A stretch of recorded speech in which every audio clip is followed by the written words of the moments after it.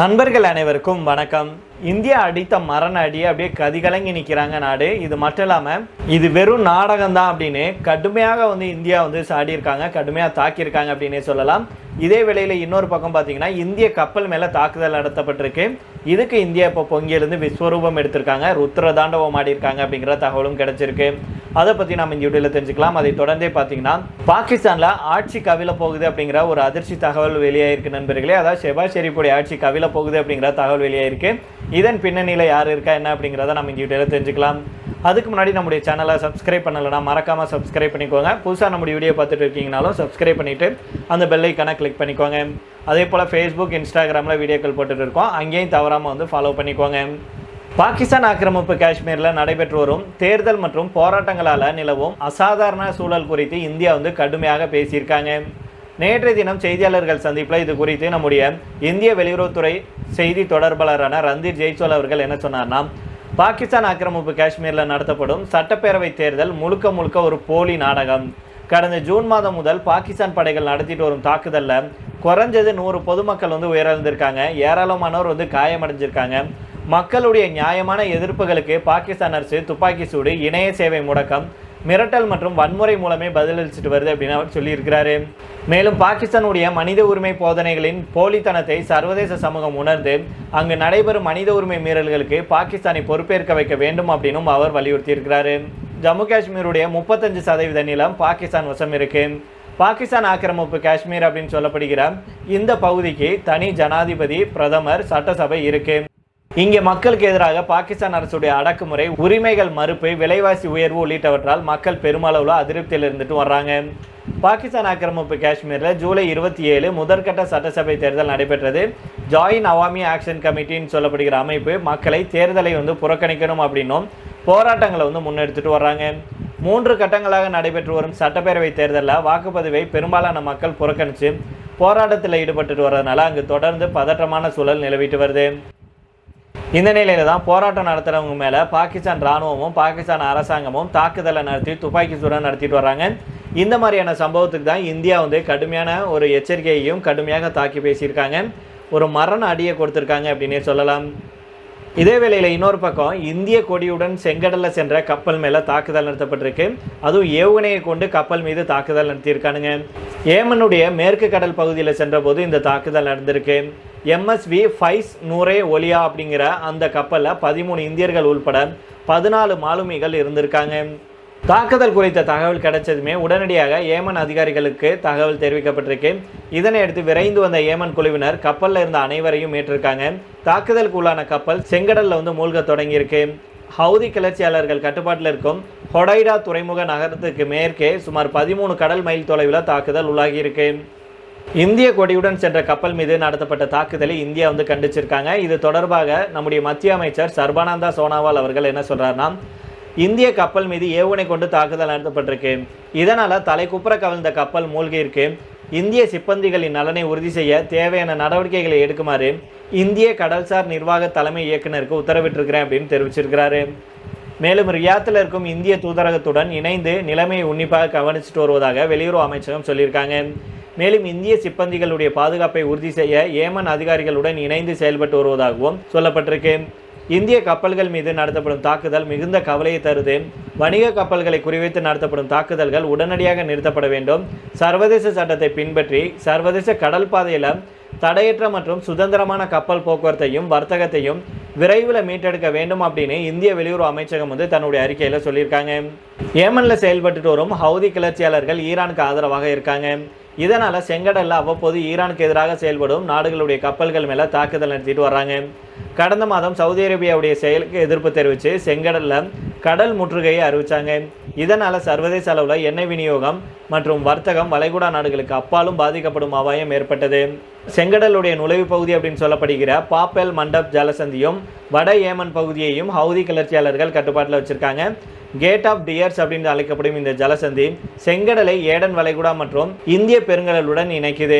மிக முக்கியமான வர்த்தக பகுதியாக இருக்கும் கப்பல் மீது தாக்குதல் நடத்தப்படுவது சர்வதேச அளவில் எண்ணெய் விநியோகத்தை பாதிப்பதாக அமையும். உலகில் சுமார் 12% வர்த்தக போக்குவரத்து செங்கடல் வழியாக தான் நடக்குது. இந்த நிலையில் தான் இந்திய கப்பல் மேலே ஏவுகணை தாக்குதல் நடத்தப்பட்டிருக்கு. இந்த கப்பலில் பயணித்த 13 இந்தியர்கள் வந்து பத்திரமாக மீட்கப்பட்டிருக்காங்க அப்படின்னும் இதுக்கு இந்தியா வந்து கடும் எச்சரிக்கையை விடுத்திருக்காங்க. இந்த தாக்குதலை நடத்தினது யாராக இருந்தாலும் சரி இதோட நிறுத்திக்கோங்க. அதுவும் இந்திய கொடியோட வர்ற கப்பல் மேலே தாக்குதல் நடத்தப்பட்டிருக்கிறது எங்களுக்கு கடும் கோபத்தையும் உண்டாக்கியிருக்கு. இதுக்கு முன்னாடியும் இது போன்ற தாக்குதல்கள் நடந்திருக்கு. அப்போதும் இந்தியா வந்து வார்னிங் மட்டும்தான் செஞ்சுருக்கிறோம். இனி வரும் நாட்களில் இது போன்ற தாக்குதல் நடத்தினா கண்டிப்பாக இந்தியா வந்து பார்த்துட்டு சும்மா இருக்காது. இதோட நிறுத்தி கொள்ளுங்கள். அதுவும் வணிக கப்பல்கள் மேலே தாக்குதல் நடத்துகிறத ஒருபோதும் இந்தியா வந்து பொறுத்து கொள்ளாது அப்படின்னு இந்திய தரப்புலேருந்து சொல்லப்பட்டிருக்கு. அதனால் இனி வரும் நாட்களில் இந்திய கப்பல் மேலே ஏதாவது தாக்குதல் நடத்தினா கண்டிப்பாக இந்தியா வந்து விஸ்வரூபம் எடுப்பாங்க, பதில் தாக்குதல் நடத்துவாங்க, அல்லது மிகப்பெரிய ஒரு செக் வைப்பாங்க. அப்படிங்கிறதுல எந்த மாற்று கருத்துமே இருக்க முடியாது.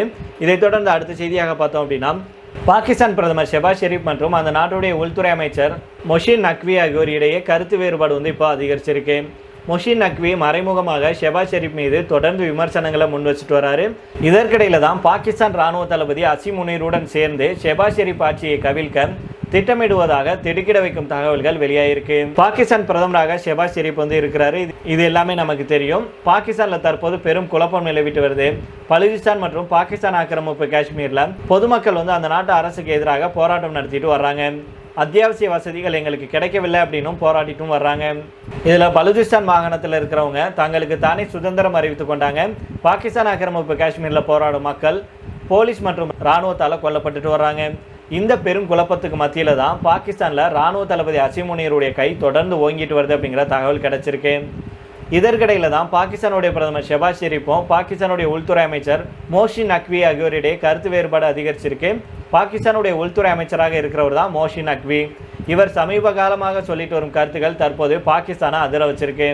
அது மட்டும் இல்லாமல் பாகிஸ்தானில் ஆட்சி மாற்றம் நிகழ இருக்கிறதா அப்படிங்கிற கேள்வியும் எழுப்பியிருக்கு. இதற்கிடையில் தான் தற்போது அவர் சொல்லியிருக்கும் கருத்து மீண்டும் சர்ச்சையாகியிருக்கு. அதாவது மோஷின் நக்வி அவர்கள் என்ன சொல்கிறாருன்னா, பாகிஸ்தான் வரலாற்றிலேயே இதுவரைக்கும் இல்லாத அளவில் மிகப்பெரிய அளவில் ஊழல் கண்டுபிடிக்கப்பட்டிருக்கு. நீதிபதிகள் முதல் அரசியல்வாதிகள் வரைக்கும் அரசு இயந்திரத்தில் பல முக்கிய பதவிகளில் இருக்கிறவங்க இதில் சம்மந்தப்பட்டிருக்காங்க. இதில் தொடர்புடைய ஒவ்வொரு நபர்கள் மேலேயும் நடவடிக்கை எடுக்கப்படும். கடந்த 21 ஆண்டுகளாக லஞ்ச பணம் கைமாறி இருக்கு. பலர் தொடர்ந்து லஞ்சம் பெற்றுட்டு வந்திருக்காங்க. அதனால் பாகிஸ்தான் வரலாற்றில் இது ஒரு மிகப்பெரிய திருப்பு முனையாக அமைஞ்சிருக்கு அப்படின்னு சொல்லியிருக்கிறாரு. இந்த மோஷின் நக்வி இப்படியான கருத்துக்களை சொல்கிறது இது முதல் முறையல்ல. கடந்த வாரம் பாகிஸ்தானுடைய உச்சி மாநாடு நடந்தது. இதில் பாகிஸ்தானுடைய நிர்வாக அமைப்பு முழுமையாக சரிந்து விட்டது அப்படின்னு சொல்லியிருந்தாரு. இது பாகிஸ்தான் பிரதமர் ஷெபாஸ் ஷெரீப் மீதான மறைமுக விமர்சனமாகவே பார்க்கப்பட்டது. இந்த சர்ச்சையை இன்னும் ஓயாத நிலையில் தற்போது இந்த கருத்துக்களை தெரிவிச்சிருக்கிறாரு. இந்த மோஷின் நக்வி உள்துறை அமைச்சர் மட்டும் இல்லாமல் பாகிஸ்தான் கிரிக்கெட் வாரியத்துடைய தலைவராகவும் இருக்கிறாரு. பாகிஸ்தான் ராணுவ தளபதி அசீம் முனீருடன் மிகவும் நெருக்கமானவர். இருவரும் உறவினர்கள் அப்படின்னு சொல்லப்படுது. இதனால் மொஷின் நக்வி அந்த நாட்டுடைய இராணுவம் பற்றி எந்த குற்றச்சாட்டையும் முன்வைக்கலை. முழுக்க அரசியல்வாதிகள் அதிகார பதவிகளில் இருக்கிறவங்களை நோக்கி மட்டும்தான் குற்றம் சாட்டி இருக்கிறாரு.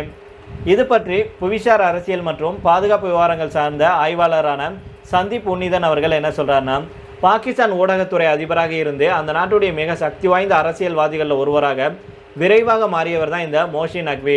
இவருக்கு நீண்ட காலமாக பாகிஸ்தான் பிரதமராக மாற வேண்டும் அப்படிங்கிற ஆசை இருக்கு.